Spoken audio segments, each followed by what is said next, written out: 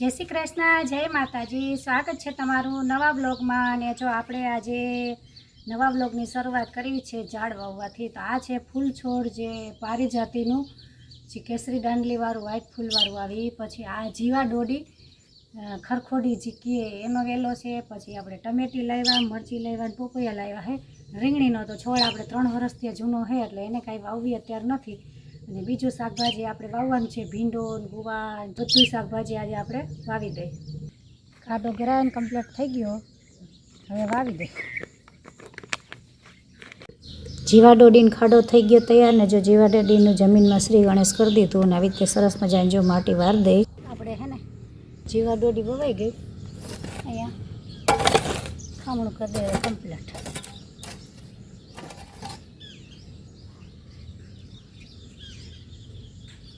જીવા દોડી વવાઈ ગઈ પણ હજી ધૂળ નાખીને ખામણું અસલ મજાનું બનાવવાનું બાકી છે। એમાં એવું હતું, અહીંયા મારા સસરાના વખતના વેલાના જો ઢાળિયા હશે ઢોરાના, તો મેં ખાડો ગારવાનું ચાલુ કર્યું તો અંદરથી નીકળો પાયો, તો આટલી બધી ઈંટોનો ઢગલો અહીંયા થયો ને આ બાજુ ઈંટો નીકળી કેટલી બધી। તો હવે એના ભાગની ધૂળ, ઈંટોના ભાગની ધૂળ હવે છે ને અહીં નવી નાખવી જોશે। અને આમ સરસ કાપ નીકળો ગારાનું ચણતર હતું ને તો હવે આપણે છે ને નવી માટી લઈ આવીને નાખીને સરસ મજાનું ખામણું પછી કરી લે। ત્યાં વાવી દઈએ હવે પારિજાતી ફૂલનો છોડ, તો એના માટે ખાડો કરી લઈ તૈયાર। હવે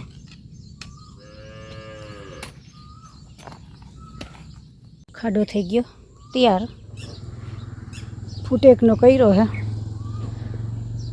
આ વિડીયોને યુટ્યુબમાં લાઈક, કમેન્ટ અને સબસ્ક્રાઈબ કરજો, અને ફેસબુકમાં પેજને ફોલો કરજો, લાઈક, કમેન્ટ અને શેર જરૂર કરજો। આ પારિજાતી ફૂલને જો આજ ધરતીમાં આપણે શ્રી ગણેશ કરીને રોપી દીધું ને આવી રીતે થોડી થોડી ફરતે માટી નાખી અને પછી એકદમ જાજી માટી નાખીને સરસ એકદમ દબાવીને અને વાવી દઈએ તો આપણા ફૂલના છોડનું આજે શ્રી ગણેશ અહીંયા થઈ ગયું અને વવાઈ ગયું। છોડ વવાઈ ગયો, ખામણું બીજી માટી લઈને બનાવવું જોશે, પણ વરસાદની ફૂલ આગાહી છે ને તો અત્યારે ખામણું મજબૂત નથી કરવું, તો હજી વાવેલો નવો છોડ છે ને પાણી લાગી જાય, પણ પછી કાયદેસર ખામણું મસ્તીનું બનાવશું। જો આપણે છોડ વવાઈને મસ્ત મજાનો થઈ ગયો પારિજાતીનો, પાણી રેડી દીધું, થઈ ગયું આપણે વવાઈને ધોરિયો કરી દીધો કમ્પ્લેટ। પણ આવા ગારામાં ધોરિયો કર્યો ને જો પરસ્યો કેવો વળી ગયો મોઢા ઉપર, એટલે પોપૈયાનો આપણે ધોરિયો થઈ ગયો જો કમ્પ્લેટ ને ખાડાએ 4 ગરાઈ ગયા અંદરના। હવે એક ખાડો ગારી દઉં એટલે 4 છોડ છે વાવી દઈએ આપણે ધોરિયામાં।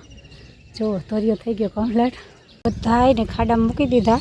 હવે ધૂળ વારીને દબાવી દઉં સરસ મજાને ધોરિયામાં। ખાડામાં જો પોપૈયાનું શ્રી ગણેશ થઈ ગયું આવી રીતથી સરસ। જો પેલા માટી નાખવાની અને પછી દબાવતું જવાનું થોડા થોડા, એટલે અંદર એને છોડ પકડાઈ જાય એકદમ સીધા એની મૂરે બેસી જાય જ આવી રીતે।